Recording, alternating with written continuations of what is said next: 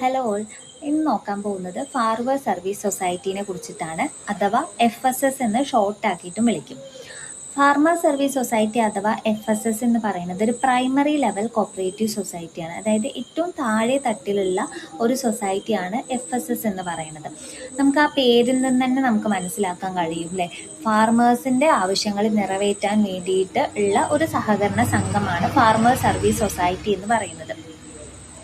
അപ്പോൾ farmer service society എന്ന് പറയുന്നത് it provide short term, medium term and long term loans. അതായത് എന്താണ്, ലോങ് ടേം ലോണുകൾ, മീഡിയം ടേം ലോണുകൾ, ഷോർട്ട് ടേം ലോണുകളൊക്കെ ഈ FSS പ്രൊവൈഡ് ചെയ്യുന്നത്. അത് പ്രൊവൈഡ് ചെയ്യുന്നത് ഫാർമേഴ്സിനാണ്. എന്തിനു വേണ്ടിയിട്ടാണ് കൊടുക്കുന്നത് ചോദിച്ചു കഴിഞ്ഞാൽ, റൂറൽ ഡെവലപ്മെൻറ്റിന് വേണ്ടിയിട്ടാണ് മെയിനായിട്ടും ഈ FSSകൾ പ്രവർത്തിക്കുന്നത്.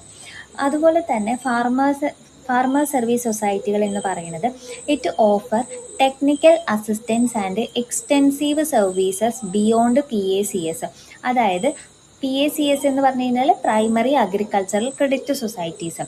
അപ്പോൾ ഈ PACSകൾ കൊടുക്കാത്ത, അല്ലെങ്കിൽ അവർ കൊടുക്കുന്ന സർവീസസിനെക്കാട്ടിലും കുറച്ചും കൂടി കൂടുതലായിട്ടുള്ള സർവീസസ് കൊടുക്കുക, മറ്റ് ടെക്നിക്കൽ അസിസ്റ്റൻസ് ഒക്കെ ഫാർമേഴ്സിന് കൊടുക്കുക എന്നുള്ളതാണ് പ്രധാനമായിട്ടും ഫാർമർ സർവീസ് സൊസൈറ്റികൾ ചെയ്യുന്നത്.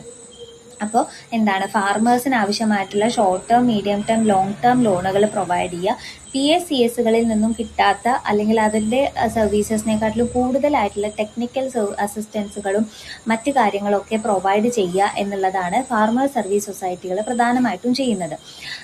ഈ സർവീസ് സൊസൈറ്റികൾ, ഫാർമർ സർവീസ് സൊസൈറ്റികൾ പ്രധാനമായിട്ടും വർക്ക് ചെയ്യുന്നത് for the economic betterment of farmers and rural development agency. അതായത് ഫാർമേഴ്സിൻ്റെ ബെറ്റർമെൻറ്റിന് വേണ്ടിയിട്ടും അല്ലെങ്കിൽ റൂറൽ ഡെവലപ്മെൻറ്റിന് വേണ്ടിയിട്ടാണ് മെയിൻലി ഈ ഫാർമർ സർവീസ് സൊസൈറ്റികൾ ഉള്ളത്.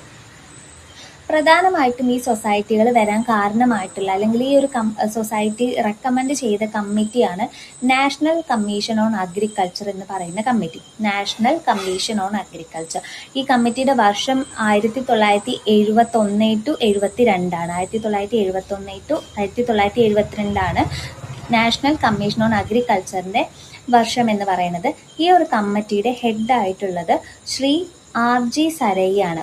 ശ്രീ RG സരൈയാണ് നാഷണൽ കമ്മീഷൻ ഓൺ അഗ്രികൾച്ചർ എന്ന് പറയുന്ന കമ്മിറ്റിയുടെ ഹെഡായിട്ടുള്ളത്. ഈ കമ്മിറ്റിയാണ് ഫാർമർ സർവീസ് സൊസൈറ്റി റെക്കമെൻഡ് ചെയ്തിട്ടുള്ളത്. അതുപോലെ തന്നെ FSSുമായി ബന്ധപ്പെട്ടുള്ള മറ്റൊരു കമ്മിറ്റിയാണ് TA പായ് കമ്മിറ്റി എന്ന് പറയുന്നത്. TA പായ് കമ്മിറ്റിയുടെ വർഷം 1974. അപ്പോൾ TA പായ് കമ്മിറ്റി എന്താണ് സജസ്റ്റ് ചെയ്തത് ചോദിച്ചു കഴിഞ്ഞാൽ, FSS as A rural development agency. അതായത് FSS നമ്മുടെ നാട്ടിൽ കൊണ്ടുവന്നു കഴിഞ്ഞാൽ റൂറൽ ഡെവലപ്മെൻറ്റ് ചെയ്യാനുള്ള ഒരു ഏജൻസി ആയിട്ട് പ്രവർത്തിക്കണമെന്ന് റെക്കമെൻഡ് ചെയ്തത് TA പായ് കമ്മിറ്റിയാണ്.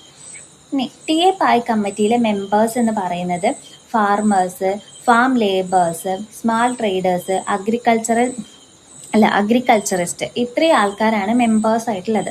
അപ്പോൾ ഇവിടെ ഷെയറുകൾ എന്ന് പറയുന്നത് 2 ഷെയറുകളാണ് ഉള്ളത്. A ക്ലാസ് ഷെയറുകളുണ്ട്, B ക്ലാസ് ഷെയറുകളുണ്ട്. A ക്ലാസ് ഷെയറുകൾ എന്ന് പറയുന്നത് ഇഷ്യൂ ചെയ്യുന്നത് ഇൻഡിവിജ്വൽസിനായിരിക്കും. ഫാർമർ സർവീസ് സൊസൈറ്റികളിൽ A ക്ലാസ് ഷെയറുകൾ കൊടുക്കുന്നത് ഇൻഡിവിജ്വൽസിനാണ്. B ക്ലാസ് ഷെയറുകൾ കൊടുക്കുന്നത് ഗവൺമെൻറ്റിനായിരിക്കും. അതുപോലെ തന്നെ ഈ FSSൽ ഗവൺമെൻറ്റും ലോക്കൽ ബോഡീസും എന്തായിരിക്കും, മെമ്പർ ആയിരിക്കും. Government and local bodies can also be A member in A farmer service society. അടുത്തത് 2/3 of membership is reserved for weaker sections. അതായത് ഫാർമർ സർവീസ് സൊസൈറ്റിയിലെ ടോട്ടൽ മെമ്പർഷിപ്പ് അല്ലെങ്കിൽ കമ്മിറ്റിയിലെ മെമ്പർഷിപ്പിൻ്റെ 2/3 എന്ന് പറയുന്നത് വീക്കർ സെക്ഷനിലുള്ള ആളുകൾക്ക് വേണ്ടിയിട്ട് സീറ്റ് റിസർവ് ചെയ്ത് വെച്ചിട്ടുണ്ട്. പിന്നെ 2/3 of committee members and the president must be A small and marginal farmers. അതായത് ഈ കമ്മിറ്റിയിൽ, അതായത് ഈ FSSലെ ആളുകൾ എന്ന് പറയുന്നത് മെമ്പേഴ്സായിട്ട് അധികം ഉള്ളത് ആരാണ്, farmers, farm labours, small traders, agriculturist ആണെന്ന് പറഞ്ഞു.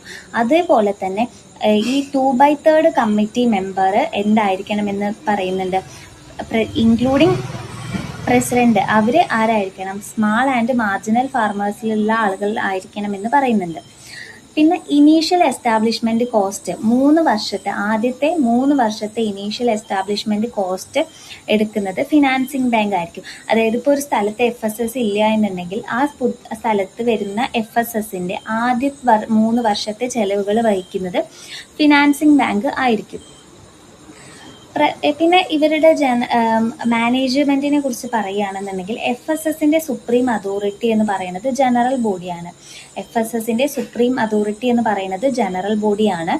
FSSന്റെ ചീഫ് എക്സിക്യൂട്ടീവ് എന്ന് പറയുന്നത് മാനേജിംഗ് ഡയറക്ടർ അഥവാ MD ആയിരിക്കും.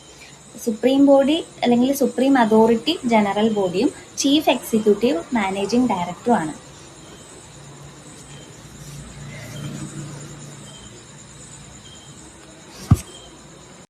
FSSന്റെ ഏരിയ ഓഫ് ഓപ്പറേഷൻ എന്ന് പറയുന്നത് 20,000 ആളുകൾ ഉള്ള സ്ഥലത്തായിരിക്കും FSSന്റെ പ്രവർത്തന പരിധി എന്ന് പറയുന്നത്. അതായത് ഒരു FSS പ്രവർത്തിക്കുന്നത് 20,000 ആളുകൾ പോപ്പുലേഷൻ ഉള്ളിടത്തായിരിക്കും. അപ്പോൾ അടുത്ത് 20,000-ൽ കൂടുതലുള്ളത് മറ്റൊരു FSSന്റെ ഏരിയ ഓഫ് ഓപ്പറേഷൻ ആയിട്ടാണ് പ്രവർത്തിക്കുന്നത്.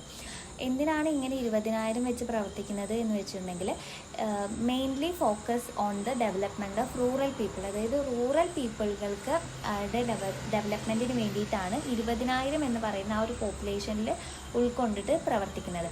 ഇങ്ങനെ പ്രവർത്തിക്കുന്നതിൻ്റെ ഒരു ഗുണം എന്താണെന്ന് വെച്ചിട്ടുണ്ടെങ്കിൽ എല്ലായിടത്തേക്കും നമുക്ക് ഒരേപോലെ കിട്ടും. മറ്റത് പോപ്പുലേഷൻ കൂടി കഴിഞ്ഞ് കഴിഞ്ഞാൽ നമ്മൾ ഉദ്ദേശിക്കുന്ന കാര്യങ്ങൾ എല്ലായിടത്തും കിട്ടുന്നുണ്ടോ എന്നുള്ള ഉറപ്പ് വരുത്താൻ കഴിയില്ല.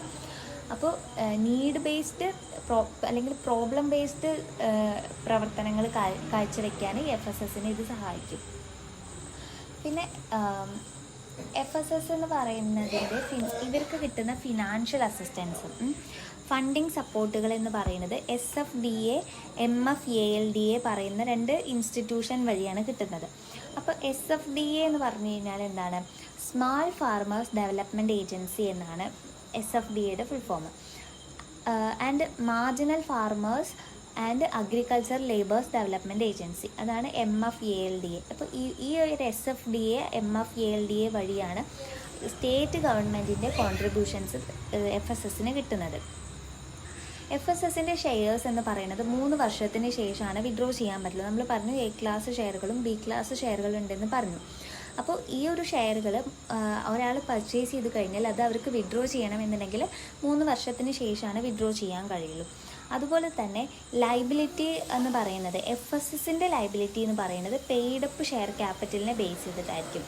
FSSന്റെ ലൈബിലിറ്റി എന്ന് പറയുന്നത് പെയ്ഡപ്പ് ഷെയർ ക്യാപിറ്റലിന് ലിമിറ്റഡ് ആയിരിക്കും. പിന്നെ ഓരോ മെമ്പേഴ്സിൻ്റെ MBPയും IMBPയും ബൈലോയിൽ ഫിക്സ് ചെയ്തിട്ടുണ്ടായിരിക്കും. എന്താ MBP എന്ന് പറഞ്ഞിരുന്നെങ്കിൽ maximum borrowing power and IMBP എന്ന് പറഞ്ഞു കഴിഞ്ഞാൽ ഇൻഡിവിജ്വൽ ബോറോവിങ് പവർ എന്നാണ്. അപ്പോൾ ഇത് രണ്ടും സെറ്റ് ചെയ്തിരിക്കുന്നത് ബൈലോയിലാണ് സെറ്റ് ചെയ്തിട്ടുള്ളത്.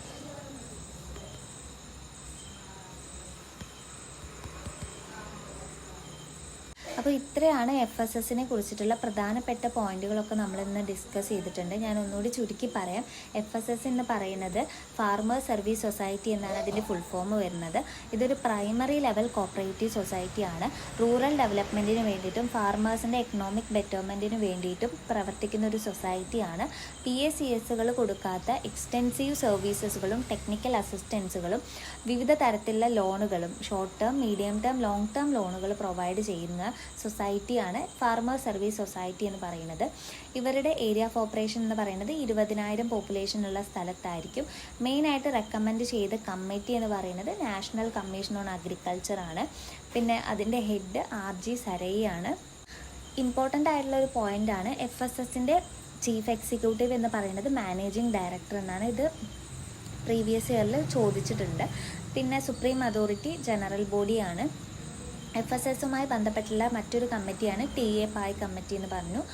ഷെയറുകൾ 2 തരത്തിലുണ്ട്. A ക്ലാസ് ഷെയറുകളും B ക്ലാസ് ഷെയറുകളും ഉണ്ടെന്ന് പറഞ്ഞു.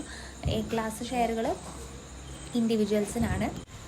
B ക്ലാസ് ഷെയറുകൾ ഗവൺമെൻറ്റിനാണ് കൊടുക്കുന്നത്. ഷെയറുകൾ വിഡ്രോ ചെയ്യുന്നത് 3 വർഷത്തിന് ശേഷമാണെന്ന് പറഞ്ഞു. അപ്പോൾ മാക്സിമം ബോറോയിങ് പവറും ഇൻഡിവിജ്വൽ മാക്സിമം ബോറോയിങ് പവറും ബൈലോയിൽ സെറ്റ് ചെയ്തിട്ടുണ്ടായിരിക്കും. അപ്പോൾ ഇത്രയാണ് FSSനെ കുറിച്ചിട്ട് ഉള്ള പോയിന്റുകൾ. ഇമ്പോർട്ടൻ്റ് ആയിട്ടുള്ള എല്ലാ ഭാഗങ്ങളും ഞാൻ നോക്കിയിട്ടുണ്ട്. നിങ്ങൾക്ക് ഈ വീഡിയോ ഉപകാരപ്രദമാവുകയാണെങ്കിൽ സബ്സ്ക്രൈബ് ചെയ്യണം. അതുപോലെ തന്നെ ഷെയർ ചെയ്തിട്ട് സപ്പോർട്ട് ചെയ്യുകയും ചെയ്യണം. Thank you.